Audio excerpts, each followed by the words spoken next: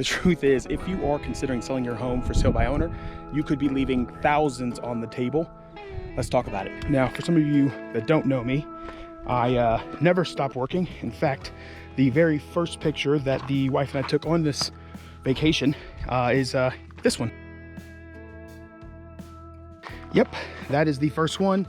And yes, she was equally as pissed. But neither here nor there. It's something I'm used to doing, just because a lot of times when I'm on the vacation, that's when stuff happens. So if you're not interested in watching a 5 to 10 minute video of me heavily breathe into the microphone while I trek this dangerous journey, not looking at the camera, let's just TLDR this thing. The truth is, if you are considering selling for sale by owner and you are thinking, hey, in this market, I'm just gonna throw it in the MLS, it's gonna sell itself and I'll be perfectly fine. The truth is, those days are almost practically gone. Now, we are still getting multiple offers for some well-marketed listings, but if you're not actively marketing your property or making sure it's getting the most exposure it possibly can, you are leaving thousands of dollars on the table. For those of you that don't want to watch the rest of this video, like, subscribe, hit the notification bell, and scoot on out of here. For the rest of you, let's take a trek while I explain exactly what I'm talking about with one real-life $50,000 example. Let's talk about it. Taking a quick smoke break. That daggone hill almost killed me. So let's get down to it. If you guys stayed behind, I want to say for the rest of the video, I thank you. So let's get back to that real life example. So a couple months ago, I listed a home in Mount Pleasant at roughly $700,000. The owner was 100% against it. He was under the impression the property was maybe only worth about $650,000. Now, there were several comps that alluded to the fact that we could get over $700,000 for this place, but for some reason, he was still adamant $650 is the number. So I showed him the comps, we got the property listed, and wouldn't you know it, it ended up going under contract for an absorbent amount, an amount I can't tell you about because we haven't closed yet. However, we recently had the appraisal done today, and the appraiser came back and said, hey, you know, I'm having some issues. I see a home that recently sold in this neighborhood. Similar, oh, y'all almost saw me eat that? Similar floor plan, similar square footage. That property sold for about $651,000. We got to talk. Now, knowing what I already knew about that property, because I had actually talked to the owner myself, this was the facts. The fact is that owner did sell at $650,000. However, within the first 12 hours, he had offers going up as high as $715,000, but he didn't take it. And this is where he went wrong.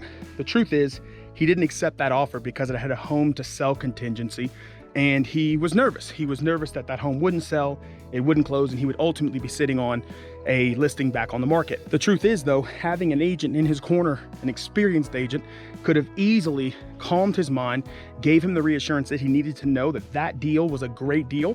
That home would have closed in 30 days and he would have had $65,000 more. And let me say it again, because I think I got tongue-tied, $65,000 more. So let's talk about it. The typical purpose of a homeowner selling for sale by owner is to save what? That moolah on commission. How are you saving moolah on commission if you're ultimately losing over $65,000 on your property? Just doesn't add up. It's hot.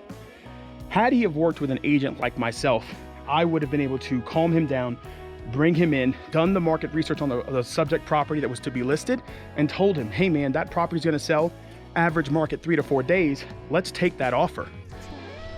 Sure, at the end of the day, he would have paid possibly 1.5% to 2% more on $700,000. That's roughly 14 grand more than he did if he had sold it on his own at $650,000. However, he would have made possibly an extra 50 grand.